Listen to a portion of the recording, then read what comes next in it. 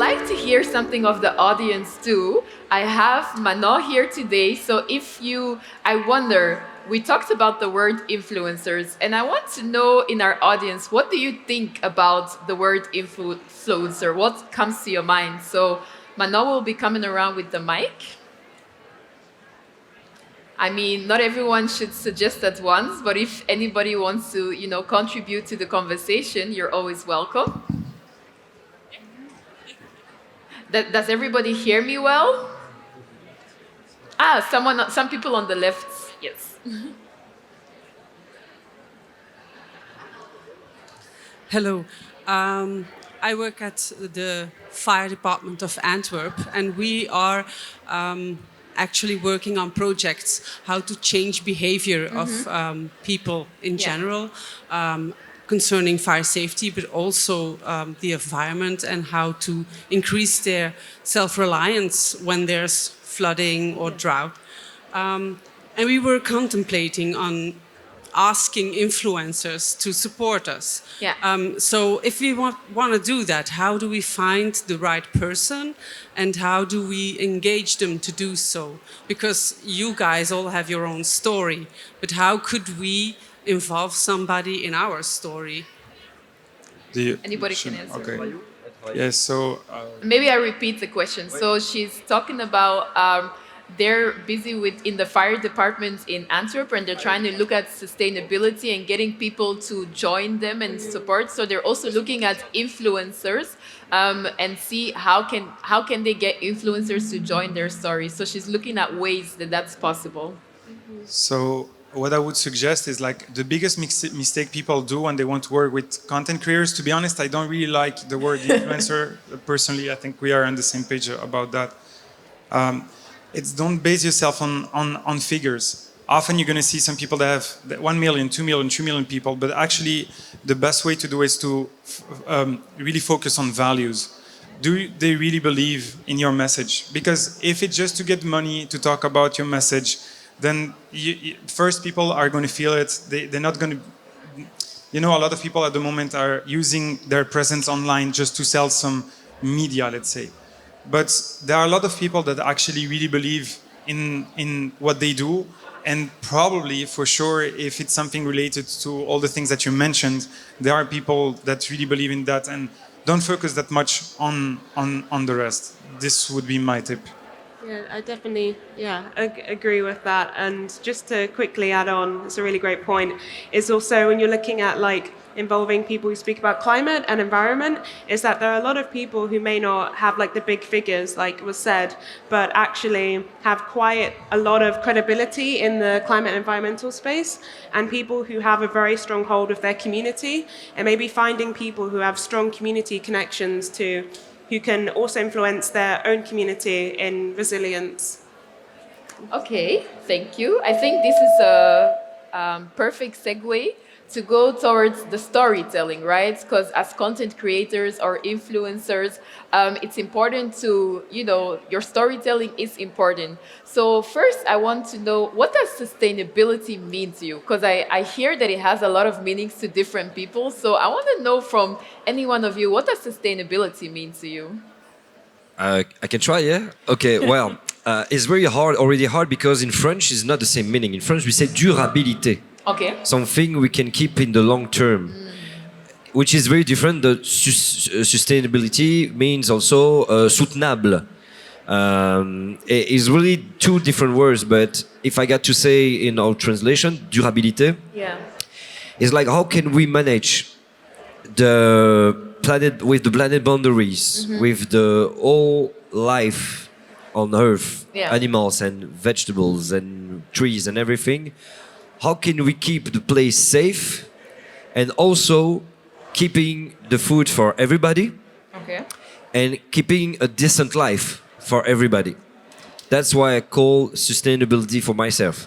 But I know that the words change for a lot of people. For a lot of people, sustainability is also making planes with hydrogen and keeping the same way of life, the big car with big batteries, the big life, the big house with PV and the decarbonized electricity and I mean, there is two different ways, but mine is more about how can we keep the planet safe Okay. for all the whole life on Earth. Okay. Anybody else want to give their perspective? Yeah, so for me, sustainability in a similar vein is about, well, firstly, shaking up the system that we're in now. And long term, to me, it means having, like, living in harmony with nature and having that love for the planet and for communities and this culture of care so that we can sustain a safe environment. And that also includes love for and care for animals and non-human beings that we inhabit the earth with. Okay. And then I wonder, so since you all have an impressive following online and even offline, because some people even came here just to see you, I wonder, was your online growth something that was strategically planned, or is it something that happened by accident? Accident. Can you tell me more about it? So at first it was a complete accident. I mainly kind of gained this following from the time that I was in Fridays for Future and was speaking out a lot about the climate crisis. And this was during like the peak of climate strikes, so it was quite hot in the media, you can say. But then I realized that actually the platform that I had accidentally built, I could actually purposely and very intentionally use that to engage more people. And so then I started doing it quite intentionally. Okay. And someone else? Yeah, for me it was totally different. I had the idea before leaving, so I really went to brands and presented. Okay. It was 2015. They didn't believe in it. Yeah.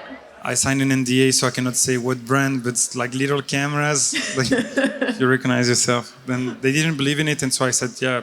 In the worst case, my mom's gonna like it. In the best case, my mom's gonna like it, and I'm gonna have a sponsor. So Yeah. and then it went up. And so how does a strategy like that go, right? Because you said that you went to brands and they didn't believe in it, but you still were able to do something on your own. Yeah, but there is a context. In 2015, there was not really the word content creator, influencer, etc. I was looking for a sponsor to just to be able to continue what I wanted to do. Okay. And so after that, simply I created it in March, went live in April, and then in June it went viral. So after just in July it was a company. So it went super, super fast. Okay.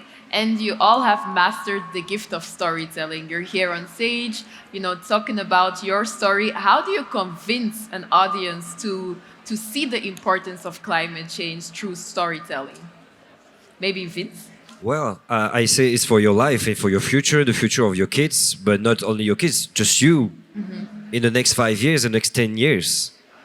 And, sometimes when I'm talking about it, I create a lot of psychological dissonance or cognitive dissonance, I don't know how to say. And first, that's sure that somebody who loves to eat his meat, to travel all around the world, to get the best life and a crazy life, who needs a lot of energy. Yeah. In a real word, energy, not only the energy of your body, but fossil fuels and everything. Sometimes what's happening is the psychological mechanism of defense. Yeah. Like Daniel, like, no, that's not true, and blah, blah, blah. Oh, you guy, you want to stop my liberty. You want me to bring me back to communism, and blah, blah, blah. And I say, no. Just think, if I'm doing that, it's not for me. It's not because of an agenda, hidden agenda by Greta Thunberg or anything. Yeah. It's for you, because I care of you. I love human being. I love people. I mean, I was always like that. All my job was to share. And sorry, I have to share this. This is the scientific truth. Like the earth is round, it's not plate, And you needed to hear it and to make the good decision about politics. Are you going to vote for people who are going to say, yeah, the problem is these people and let's make war to them, or let's bring it back to their place? Or let's vote for new future, new paradigm, where we can keep the planet safe, and also when we can still keep the way of our life as human being, and not as different color, different culture, different religion, and everything. So more the unity of it all. Yeah, exactly. So my word, when everybody come to me like, yeah, Vince, come on with your climate change stuff, I say, it's not for me, it's for you. Okay. It's for you guys. It's for your kids. It's for your future. I care more for you than me. Yeah. The same. I just wanted to add something. I think that the biggest problem that we have at the moment is the way our brain works. What I mean by that is that I can show you and tell you all the things that are going to happen. Most of people won't listen, and it's normal. It's just because for a problem to be taken seriously, Yeah. for people to say, okay, I'm going to take care of that first, it needs to be urgent. And at the moment, it's later. It's like when you go to school, you have an exam in June, you know it from September, but you're not going to study in October. You're going to start in May. The second thing is you won't be able, it has to be a problem that you won't be able to deny. Okay. And still now, the problem now it's less and less. You cannot deny it normally, I think, hopefully. And the third thing, it has to hurt and be visible. And that's the issue at the moment, is that somehow we are in an ecosystem surrounding us where you get your food straight away, you get everything packed, everything is ready, everything is good for you. And at some point, at the moment, it's not hurting us. Yeah. The day is going to hurt us. Believe me, you won't need us to be speaking about it. Everyone's going to be like, okay, now we need it. If we had issues during COVID for toilet paper, imagine when it's going to be like this for water. Yeah. So I guess you're talking about the fact that people are so addicted to instant gratification and they can't even look at delayed gratification, thinking of, okay, I'm doing something today that will influence tomorrow. So then creating that urgency and personalization is very important when we talk about climate change. Can I bounce very fast on it? So sorry, you were ready to talk. No, go first. Thank you. Yeah, I also wanted to add on to that. I think that's where using the power of communication and storytelling really comes in, is also, telling and showing the stories of people who are on the front lines of the climate crisis today, and that they are, this is also about people, it's their homes, it's their livelihoods, it's everything. And also what I try to do is, I feel like for a lot of people, the biggest issue that I see when I speak to people is that they care about it and they know about it, but they just don't feel like there's anything they can do. They feel like it's too big of an issue. And so when I talk about the climate crisis or an issue, I directly follow that up with, here is how you can be involved, and here is what you can do to be part of this. And I think that really can help switch people on more and realize that, oh, I can be a part of this. And then it feels a bit less overwhelming, and people are able to focus a bit more on something that they can do to be part of a safe future. Okay. Yeah, that's really true, because talking about climate change and biodiversity is like, the people who are going to talk about it, like on the table and cool and sympathetic conversation, is the people who are not feeling it right now. I just go to the country of my dad, Senegal, and they feel the climate change, but also they feel the pressure of the system. And it's very hard also to explain to people who cannot join the money every month, to think about the end of the world. Okay. They think about the end of the month, because they had pressure for the kids to eat and everything. And when you come with that climate change stuff, they're like, okay, I know it's important, but I have to pay my bills, and I just divorced. I got the 3 kids with me, and I need that car, and you want me to change that and that? No, that's why we really need to think not to change to work on the climate change, but to work on the system who create that climate change, and also who separate all the people right now. Make in French we say atomiser les gens. Like we are all getting individuals, and that's the reason of the neoliberalism. More you individual, more you want your own burger with your own taste. You want your own car with your own color, with your own everything for you, and it costs a lot of energy and resources, and it creates a lot of problems like biodiversity collapse and climate change. So now the way is how to bring back the family. Yeah. So community. Bring back the community. Yeah. Like, for example, I need this, I need to work on something at home. Usually you go to the shop, you buy it, and then you work, and finally you put it in your cave for months, and after months, I got a hammer, okay. No, it's more knocking to the door of your neighbor, like, do you have an hammer? And it's gonna be very interesting and gonna be more, less energy to make the hammer, to bring the hammer for all around the world to arrive in your room.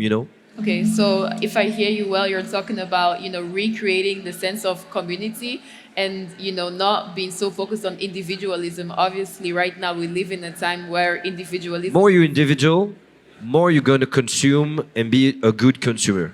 Okay, so when you rely more on community, you will also share more, you're saying. Community is about sharing. Yeah. So less energy and less material fluid. Yeah. Okay. So then I wonder, we also hear a lot about climate change, and do you feel like there are voices missing in this conversation? I see you nodding. Yeah. Definitely. I feel like in a lot of spaces that I go into, particularly like whether it's about climate policy or sustainable fashion spaces or especially like high level events, a lot of the time it is missing diverse voices and the voices of those who are the most marginalized and who are experiencing the impacts of climate breakdown today, but also those with lived experiences of how the system that we are in and this extractive system that we are in is directly causing the climate crisis. Yeah. And I feel like this is a really big issue in actually tackling climate justice and what we need. And we have to start by actually having people in these spaces and in those rooms. And a quote that I really, really hate is giving a voice to the voiceless, as I think people out there who are trying to fight and raise their voices aren't voiceless, they're just not being heard. Okay. And why do you think they're not being heard? What is preventing people from hearing their voice? I think it's a mixture of things. I think part of it is the fact that it seems quite far away for a lot of people. So if someone's talking about their experiences on the front lines, it seems like something quite distant and not something that they can necessarily connect with. I think the crisis we have is also a crisis of connection, a lack of connection to the planet, but also each other and empathy in that way. And I think that's one of the key things is empathy for people who don't look like us and who don't share our experiences. Yeah, Jonathan? I think it's just because, again, it's how we work. Mm-hmm. Like, if on news you're seeing bad news that's, I don't know, 20 people died in China, mm-hmm. and if someone died in your street, mm-hmm. your focus is just going to go to the person that died in your street. So here in Belgium, we are lucky to live in an environment where we actually don't have issues. Yeah. I really mean it. Like, what type of earthquake do you have? What hurricanes, wildfires? Like, it's strange, but in Mexico for the first time now, not in 50 years, not in 100 years, people cannot take showers because there is no water in huge cities, like really big cities, like not so not so far. Now mm-hmm. France and etc. They have wildfires, and it's going to come more and more. And at some point, here we are in a system that is good, but we don't realize how much dependent we are on other countries. Yeah. We saw that. Something happened in China and the impact that it had. We are interconnected. At some point, it's going to hurt us. And the thing is, I really understand that now it's difficult to move because it's not happening at the moment. Mm-hmm. But some people are already getting hurt, and I've seen it. Like going to places where with 50 degrees. Like my family is in places where it's 50 degrees, and I think at some point it will touch it at the beginning indirectly with migration. Yeah. It won't be the same waves of migration that we have now. And when this will happen, we will question ourselves. And I think that the only way that we can grow through is together. If we divide, I think it's going to be a mess. Yeah. So I'm hearing again a common theme of more unity, less division, and understanding that over here we're pretty, and it's a good thing on one hand for people here, but it might also make sure that we're desensitized to other communities that have they see the consequences of the climate change earlier. So I wonder, when you bring the news about climate change, how do you keep a balance between good news and bad news? Because obviously also with our human brain, we don't want to hear bad news or look like the bad guy all the time. So how do you balance that? Anybody can choose to answer. I think it's a really important balance. I think the good and the bad is something that can't exist without each other. And I think we actually need both. So when it comes to the news of the crisis, what negative news in that way really has the power of doing is creating more awareness and tapping into that urgency. But too much of that can actually lead to a lot of climate doomism and people thinking that it's pointless, there's no point in doing anything, and also just completely switch off because it just feels hopeless. But making sure that we're also talking about the good news. So what people are already doing across so many parts of society, across so many industries, there are incredible people really, really working for a better future, and there are things that are happening. And so sharing that news, because we don't often see that in the media, and also sharing the news of the power that we have when we come together as a collective is so powerful. And then, of course, only showing good news can maybe encourage complacency, that we don't want everyone to think that, oh, they've got it under control, so I'm not going to leave it. So I think we need to balance those two very carefully, but I think that we need to have one with the other and not just complete climate breakdown news or complete good news, but we actually need the balance of it. So if I hear you correctly, you're talking about combined both. Like, talk about both, talk about the good steps we're taking, but also talk about the urgency so that there's no delusion of, that people don't think, oh, everything is okay, but people don't also feel like bad all the time. Yeah. And some does anybody still want to answer that question? If one day one of the people right here, sorry, it's in French, but you can activate the subtitles, watch one of my videos talking with the scientists, I go really deep into the real question and the real result of the research. And I'm just asking, like, is it the shit? For example, one of my video, the famous one, bring 1 million people talking during for 1 hour with engineers, special expert of energy. My first question was, is the shit? He told me, yeah, it is, and we need to hear it. Because, I know that when the information is bad and hurts our feeling and we got all that psychological mechanism to protect ourselves and protect our identity who's coming, I always try to touch that. You know why? Because when I'm like a doomsdayer on my videos, sometimes I know what's happening in the brain. And before they switch off the video, I'm like, okay, I know what's happening now. You think that everything is lost and blah, blah, blah. No, it's not. We can still act. This is what we can do. And this is also why you feel uncomfortable about disinformations. And I'm trying all the time explaining, for example, my brand new video is going to be released today at 6 p.m. Okay, it's everybody watch, I guess. You better watch on Limits, YouTube. It's about El Nino. El Nino is really a big game changer about the climate system. When you get an El Nino, is in the Pacific, South Pacific, every 2 or 7 years, the temperature of the planet Earth rising, and we stay on the same point. And when I say that on the video, I already know that the people are going to feel, which means that the next El Nino, which starts this year, I mean, it already starts, like 1 month ago, is going to bring the temperature in the next 5 years to something unknown, to something that we never had of our life here. And I know that when I'm explaining that, and I'm explaining that in the video, people are going to be, oh my God, and I say, okay, stop, wait a minute, I know how you feel, I know why you feel like this, and I'm going to explain you all the mechanism, and then you can work on yourself. Yeah. And it's very important because we know that heard bad stories is the same thing that when you're with your girlfriend or your boyfriend and you know that in your couple the situation is bad, but you don't talk because you want to avoid, the rusy, all the fights and everything.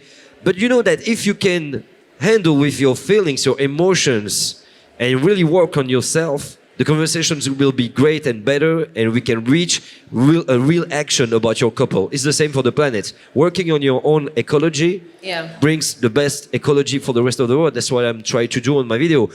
Being the doomsdayer, and after that the solution, and the solution for yourself and your psychological mechanism. Yeah. So, sorry, I just wanted to say something about it. He's actually right. I've watched his videos. And to be able to find reliable information sourced from people that are trying to push, not from people are saying and media is saying this to sell more, just from independent media that's looking through reports, through engineers, and really trying to figure things out, has been the biggest life changer of my life. I was mom, I'm fine. I'm not anymore. Mom, I'm fine sometimes. The thing is this, is that I was not feeling good, and you can imagine, I've been traveling around the world, and when I realized that I was part of the problem, it really hits really super bad on me. I wanted to say, it has been difficult years lately, because I felt like in Matrix when they give you two pills, and you can stay. Take the red one. Take the red one. Exactly. You should It's a take good one. the red one.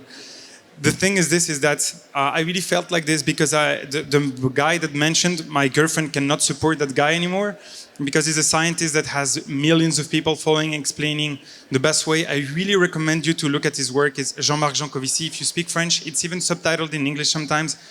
He gives conferences of hours of content speaking about what's going to come, explaining really reliably what he's doing, and now he's become super famous, and he has hours of content in universities and things like this that has millions of views. And this makes me so happy, because since when are we going to YouTube to look at someone giving a class like this and having that many views? So, and what happened is, before I was feeling uncomfortable with Mom I'm Fine for one, the traveling part, and second, the values. One of the values was positive, and I agree we need something positive, but I think that we need something more dual, thinking, okay, we need to see reality how it is and trying to act on it and seeing what's positive on the possibilities, like the things like this. And so now I'm really super happy that we have this stage to be able to speak about it, because I felt so uncomfortable for so many nights, thinking, okay, I feel alone in this. I feel that there is so many things that are coming, and actually no one cares, because it's easier to do the ostrich, to put your head on the ground and not paying attention to it.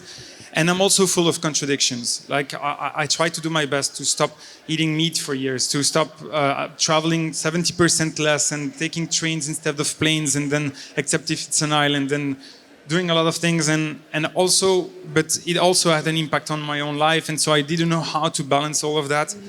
The only thing I want to say is that I think that you should just look at some content. Just know a bit. Don't fall into depression. Try, but at least knowing is something that really could change the world. Because if everyone is putting his head down, then it's going to be a really hard hit. Okay, and I would like to hear more from the audience also. We have some room again. Manon will be going around with the mic. And I want to know, after this, we've heard some about influencers, sustainability, storytelling, things we can do. And before we go into the action part, I already see some people there with their hands raised. So we'd like to hear some questions from the audience. Hello. Okay. Hi. By the way, thank you first for the very pure and honest answers. I was wondering, since with the previous question, the audience didn't succeed to actually answer it. Wait, could you maybe speak a bit louder? Like this? Yes. Okay. So I was wondering, since with the previous question, the audience didn't succeed to answer, which is a typical Belgian thing. So as a country, we apologize. Thank you. I think it's a very interesting discussion when you call somebody an influencer. Because to be honest, when I hear somebody calling themselves an influencer, I cringe a little bit. Okay. Because it always sounds a bit superficial. So I was wondering what the intention was of that question. The intention, no, it's more because today we're talking about influencers and digital heroes. And so we just want to actually just raise the conversation, because we are aware of how, one person cringe, another person owns the name. So to just have that discussion of, okay, influencer, what does it do to us when we talk about these things? So where do you put a line between being an influencer or not being an influencer? Is that for the panelists? Whoever likes to answer. The line, oh, sorry, it's louder. Got a big voice. Baby, please, come back to me. The line is about the company, the advertisers. They create that word, because I'm a radio host. I all the time was a radio host, but for sure I had followers on the social network because of the radio and TV, and because of the things I'm doing in school, conferences and jullie spreken Nederlands hier, toch? Je kennen de Strafse school van Eminem. Ik doe dezelfde in Brussel en Wallonië. And so the people were following me also for that. And the first time I heard about influencer, when I received a contract like Vinz Kanté, the influencer, accept to work with us for, and I was like, influencer, what? So I think that the line is the system, the economic system would decide to use it, because my dad is an influencer. You guys are influencers for your kids, for your family, for your colleagues. You and my influencer, you just say things. I was like, oh yeah, this is very interesting. You influence me. So we don't need to have a lot of followers.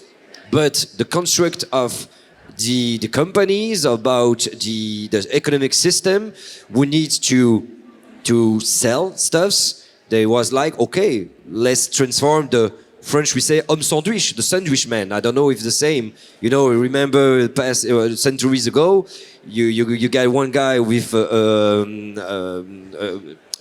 did you say? What? A sausage, yeah, kind of sausage to bring you to the McDonald's. Like, yeah, okay, it's 50% more, blah blah blah blah blah. We are the new this. Before it was like bad. Now it's like, oh, it looks cool, but. Never all the creatives, all the DJs, all the personality. We got a lot of followers on social network. Never said, "Oh, I'm an influencer." It's a creation of the economic system by the companies to release to sell stuffs, and it becomes the norm. And now people, when they're school, when they're young, they say, "I want to be an influencer," like it's a job. Okay, but what are you going to do? I don't know. I'm just going to influence. Well, and I don't know if I replied to your question, but according to me, what's the difference? I mean, not the difference, but to me, is the creation of what needs the capitalism is to create more capital, and for that we need people to be aware to others who can have that kind of clothes, that kind of shoes, and that's it. Okay, any other questions from the audience?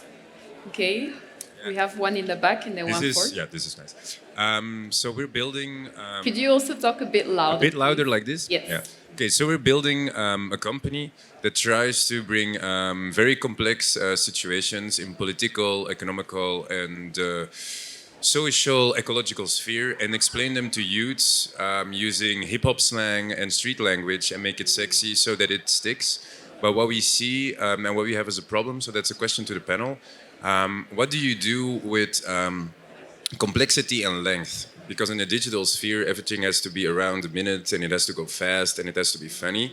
But there are a lot of positions that you actually need a whole seminar and a whole expose, and then you point to this and this and this and the interrelationship.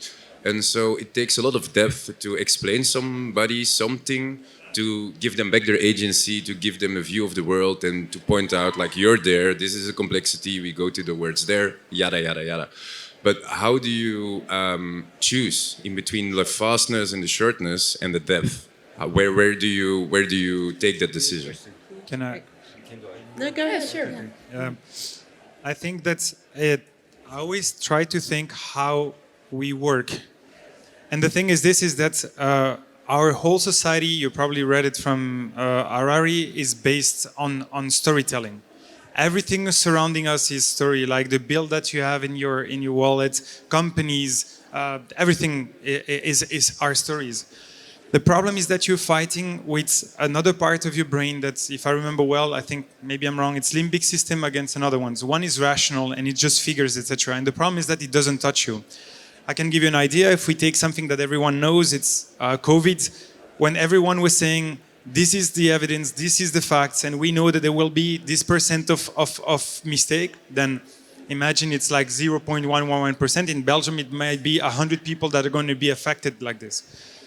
The problem is that when you do this, no one's going to read the report first, and so it's not going to have any weight. And the second thing is, you're going to be against a mom that's going to be a video doing a selfie saying, my child had the issue, crying, and then after this is going to be shared in general, not the specific video, 7 times more than a normal content, not even talking about the report.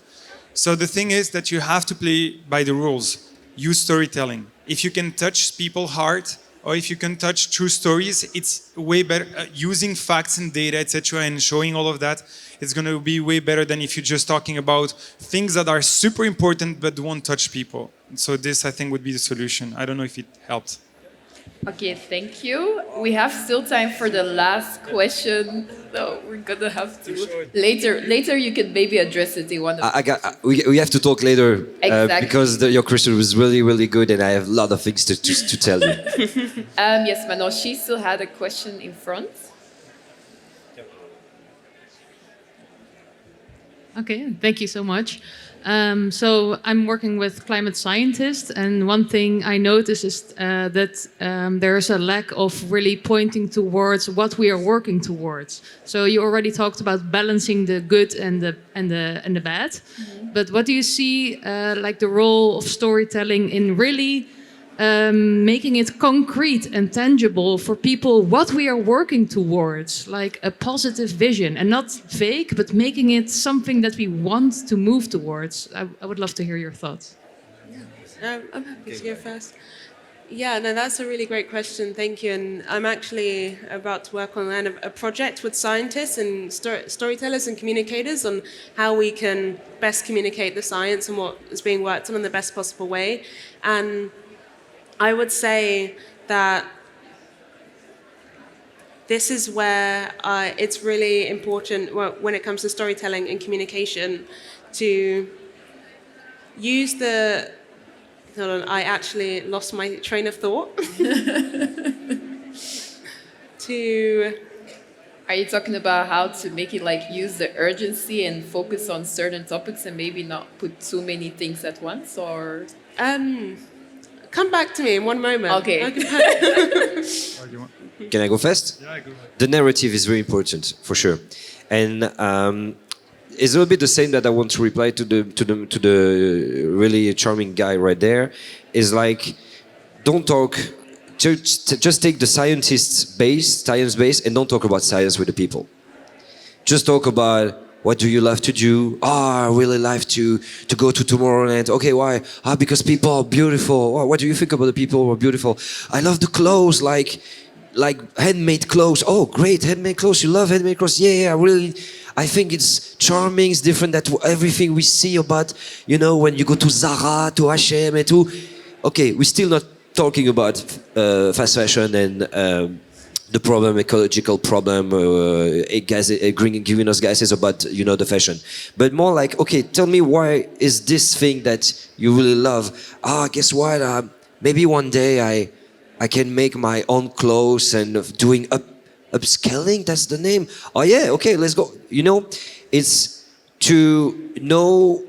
Everybody here is a hero. Everybody here loves to do something, and to focus on what's the leisure, or what's the real word is le centre d'intérêt, interest, the interest of the person we're talking to, and try to transform the narrative about this thing to be desirable and to keep it for its life. Another example I can give you is a lot of people, for example, stop eating cows and everything because of they care about the animal, not because of climate change and stuffs. And that's very interesting to go in that way. Okay, you don't like the animals to suffer, and you don't like to eat animals because they suffer. Okay, let's go that way. And for that, it's going to be much better to explain that the CH4 and the deforestation in Amazonia is bringing more greenhouse gases and everybody. It's too complex. It's try to... And it's really the same thing that I wanted to explain there, is try to not talk about sustainability. Forget about that word. Forget about the word ecology. Forget about the word climate change. And just be interesting. Just focus on what the people want. And a lot of people want, they say, I just want to have a good life with my friends, with my family, and spend times. And usually they want more time together. Okay, if we keep more time together, work less. Okay, if we work less, we can get less money. Okay, but if we get less money, maybe we can stop buying stuff that we don't need. And If you take everything, okay, guess what? We need to decrease the GDP, PIB, to change the system. Well, it's gonna help if you can work on what the people want and So- forget about explaining complexity of stuff. So if I hear It you doesn't work. correctly, it's more also about making it personal. You know, all these big We terms have are to. interesting, but also when you're talking about your story, also let them know what's in it for them at the end of the day if you want to create influence. So we've talked Sorry, about the, I'm I gonna just still remembered. have to, It's we okay. talked about the storytelling part, but I also want, at least before we end the conversation, for us to talk about the actions we can take. Because it's nice to hear about the storytelling, it's nice to hear about, okay, what type of influence someone can have, but I do want the audience to leave knowing like, okay, what can they do before, you know, what are the small things they can do? So I wonder, you know, we see people having protests, petitions. Do you think these things still have impact today? Actually, it's the reply for your question, so it's I'm lucky. I think that's what I was mentioning before is the first thing that we need to know is to have an accurate situation of what's going on as scientists. This is already one thing. But if you want to go towards a goal, I think that you have to create a base that is not just relied on scientists, because objectively speaking, scientists are so bad at communicating. They're really not good. So I think that a lot of people should be involved into the process, including philosophers, knowing what type of society we want to build and trying to see, go to a goal that is something that is good. Because at the moment, the only thing that we're doing is saying, you cannot have that, you cannot have that, you cannot have that, and you don't see something that it can, where we can go that is something positive. So I think that we should focus on the opposite, is in trying to build maybe in your own sector, industry, or something like this, saying, okay, what can we do and to where can we go, what goal can we reach? And an example, I think that the structural situation, the situation that we have now at the moment, this society is not going to last, and it's going to not collapse, but go down. Let's make it like this. And so I think that we already have to think now of what other type of society we need and put people and involve people to see something that is brighter, and that's the positive aspect, and say, okay, take the philosopher, take the scientists, take everyone together to say where are we going, and use people that know how to communicate to make it more sexy, because otherwise it's not going to work. And so what are actions that the audience can take today? So as they're sitting here today, what can they do by themselves, you know, towards climate change? Inform yourself. Okay, inform yourself. What else? I think find what draws you particularly to sustainability, to climate and environmental issues, whether that be something in your local community or nationally or something globally, whether that's in fashion, food, whatever it is that draws you towards it, find what that is, and then find what's already out there.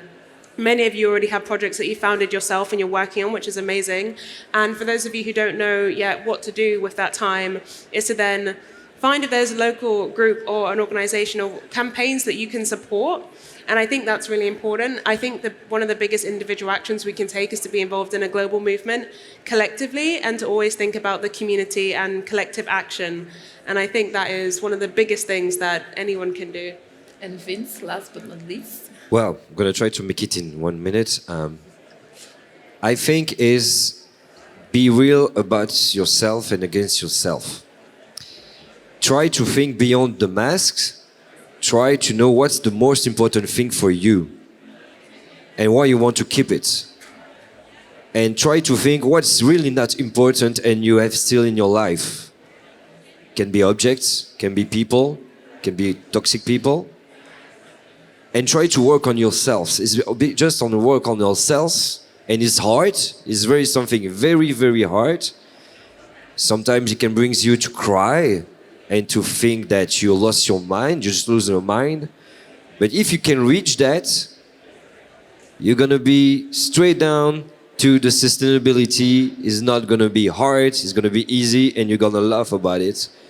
But before that, we have to fight our shadows.